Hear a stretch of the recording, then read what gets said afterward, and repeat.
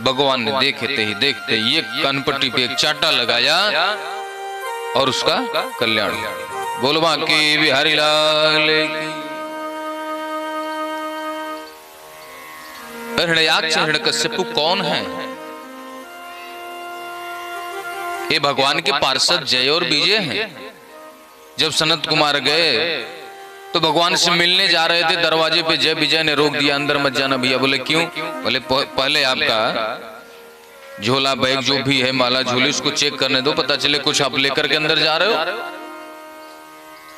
तो सनत कुमारों को क्रोध आ गया कि हम लोग जैसे निर्विकार संत के ऊपर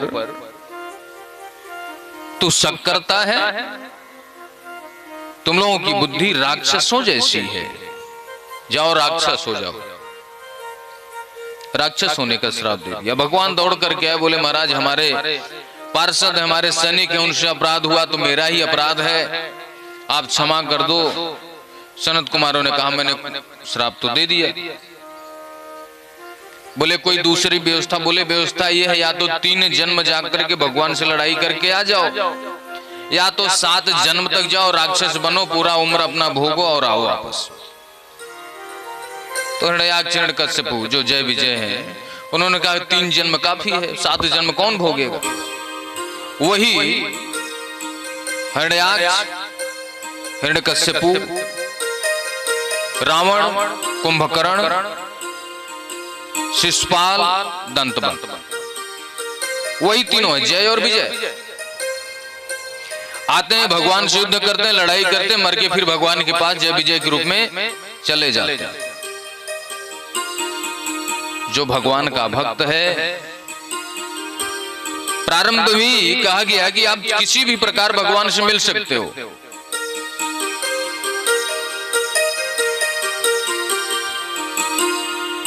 ऐसा नहीं कि आप पकवान मेवा लेकर के जाओ तो ही भगवान मिलेंगे। किसी भी प्रकार मिल सकते हैं। देवहूति माता का विवाह कर्दम ऋषि के साथ हुआ। कर्दम ऋषि की 9 पुत्रियां हुई जो महर्षियों के साथ विवाह किया गया उनका। पहले तो विवाह के लिए तैयार नहीं थे, तैयार हुए तो इस शर्त पे कि देवी एक लड़का होगा, इसके बाद में वन में चला जाऊंगा। लड़के तो हुए नहीं, 9 पुत्रियां हो गई। बोले महाराज मैं देवी अब मैं जाऊं वन को? बोले लाला तो हुआ नहीं। तो 10वें पुत्र के रूप में कपिल जी महाराज ने अवतरित हुए, प्रकट हुए। बाबा उनके दर्शन करके चल दिए घर से बाहर। कपिल जी महाराज कुछ बड़े हो गए, आज मैया ने उनको ऊंचे आसन पे बिठाई और कहती प्रभु आप मुझे उपदेश करो। कपिल जी महाराज कहते माता जी आप मेरी माँ हो, मैं आपका बच्चा हूं। माँ उपदेश करती कि बच्चा उपदेश करता है? माता जी कहती आप तो जगदीश्वर हो, प्रभु हो, आप तो बालक के रूप में आए हो, आप तो भगवान हैं। आप कृपा कीजिए संसार की आसक्ति से हमारी दूरी हो जाए, संसार की आसक्ति हमारे अंदर जो है समाप्त हो जाए। निर्विणाम नितराम भुवन संद्रेय तर्षणा ये संभाव्यमानेन प्रपन्नाधम तमः प्रभो। जो अंधे कुएं में पड़ा हूं उससे बाहर निकालो आप। ये संसार सागर में जो बझा हुआ हूं उससे मुझे बाहर निकालो। आसक्ति से दूर कैसे जाया जा सकता है आप बताइए। कपिल जी महाराज उपदेश करते हैं माता जी यदि आपको संसार की आसक्ति से दूर होना है तो सबसे सरल उपाय एक ही है। ना कोई पूजा पाठ है, ना कोई यज्ञ हवन है, ना कोई तीर्थ स्थान है। एक ही सरल उपाय है, वह है अपने से बड़ों का सम्मान करना, अपने माता पिता का सम्मान करना और उनके साथ बैठ करके या बुजुर्गों के साथ बैठ करके सताम प्रसंगान मम वीर संविदो भवंत हित कर्ण रसायना कथा। सदैव सत्संग प्रसंग की बात करना, माँ की आज्ञा का पालन करना, पिता के आदेश का पालन करना सबसे सरल उपाय है। जो यह करता है ऐसा महम प्रिय आत्मा सुतः सखा गुरुष हृदय दयोमिष्टम, जो भगवान कृष्ण को अपना सखा, अपना माता, अपना पिता, अपना बेटा, अपना गुरु, अपना चेला, सारे रिश्ते जो भगवान से बना करके चलता है, उसके अंदर संसार की आसक्ति नहीं आ सकती। कोई जरूरी नहीं कि भगवान को हम भगवान बोलें,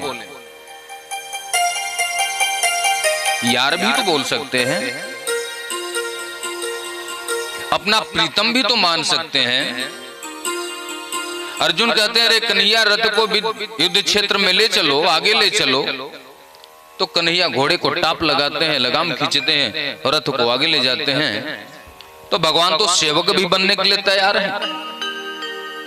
मालिक बना लो, सेवक बना लो, बाप बना लो, बेटा बना लो, गुरु बना लो, चेला बना लो, अरे कुछ तो बना लो भाई।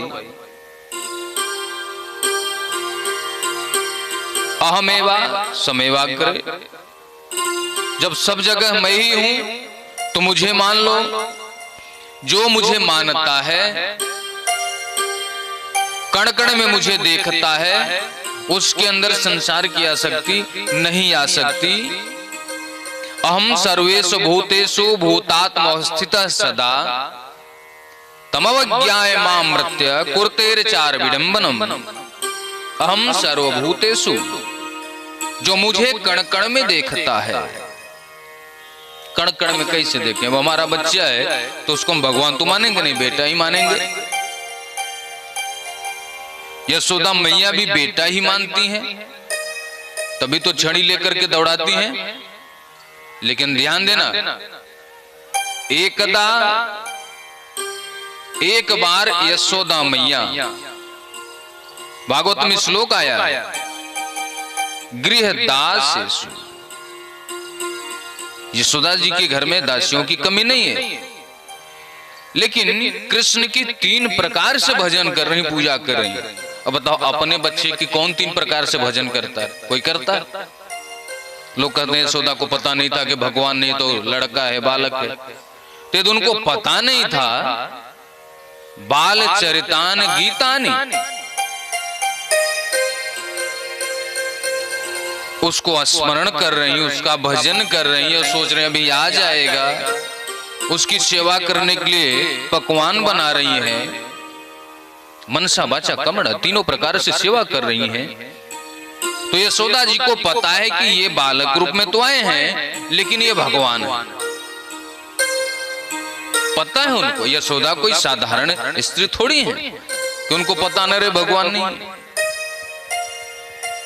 पता है उनको। उसी तरह हम लोग अपने बच्चे को बच्चा ही माने, भगवान बना करके अलमारी में बिठा करके उसको अगरबत्ती थोड़ी दिखानी है, लेकिन उसके अंदर भगवान है, उसको देखना है। बच्चे के अंदर भी भगवान को देखो, उसके प्रति जो है आपका कर्तव्य है आप कीजिए, लेकिन उस बच्चे से ममता मत पाल लीजिए। पता चला मरते समय बच्चा बच्चा बच्चा बच्चा रो रहे हैं, मेरा बेटा कहाँ, बेटा कहाँ, बेटा तो अगले जन्म बेटा बन करके आ जाओ। बोलो राधे राधे। इसलिए यदि आप भगवान को देखते रहोगे तो अंतिम समय भी बच्चा भी आ जाएगा, तो बच्चा नहीं दिखेगा, भगवान दिखेगा जिसकी जरूरत है।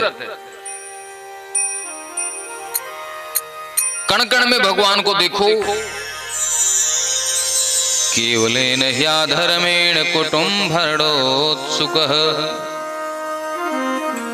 जो केवल अपना पेट पूजा करता है, अपने कुटुंब का पालन पोषण करता है,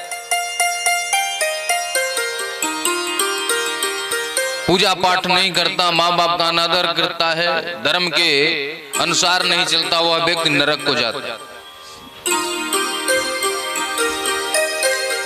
जीव जीवन भर कष्ट उठाता है। तो माता जी ने कही प्रभु चलो जीव जीवन में कष्ट उठाता है, लेकिन जो बेटा, जो जीव गर्भस्थ में जो शिशु पलता है, जो जीवात्मा पड़ा रहता है, उसको तो बड़ा सुख होता होगा, वहां तो कोई दुख वाली बात नहीं है। गर्भ में तो कोई दुख नहीं होता होगा जीव को। कपिल जी महाराज कहते हैं माता जी यही मत पूछो कि गर्भ में कितना दुख होता है। एक जन्म लेते समय और एक मरते समय कितना दर्द होता है, इसका कोई वर्णन नहीं कर सकता। जन्मत मरण दुस्सह दुख हुई, अपार दुख होता है। उस समय बच्चे की भी मौत होती है, बच्चा बेहोश हो जाता है। और जो माँ बच्चे को जन्म देती है, उस माँ की भी एक बार मौत होती है। अथाह पीड़ा होती है, अथाह दर्द होता है उसको, जिसका वर्णन नहीं किया जा सकता। इसके बाद बच्चा जन्म लेता है, जीवन में तो कष्ट उठाता ही उठाता है। जब गर्भ में जीव रहता है, कभी कभी बच्चा पेट में लात मारता है, इधर उधर हो हिला डोला, थोड़ा सा पैर से किधर लग गया पेट में, तो माताएं बड़ी प्रसन्न होते हैं कि बच्चा बड़ा हो रहा है। वो बड़ा नहीं हो रहा है। कुछ लोग कहते हैं कि 4-5 महीने के बाद बच्चे के अंदर जीव का आगमन होता है, उस शरीर के अंदर आत्मा का आगमन होता है। ऐसा नहीं है। अरे बेटी है, चलो इसको मरवा दो, भ्रूण हत्या करवा दो। ऐसे हत्यारों का शकल देखना भी दोष माना गया है, जो भ्रूण हत्या करवाता है। बेटा बेटी बराबर है। और हम सोचते हैं कि 4-5 महीने बाद, अरे अभी तो 3 महीने का, अभी तो मरवा दो इसको, अभी क्या गया है, अभी इसमें आत्मा थोड़ी है।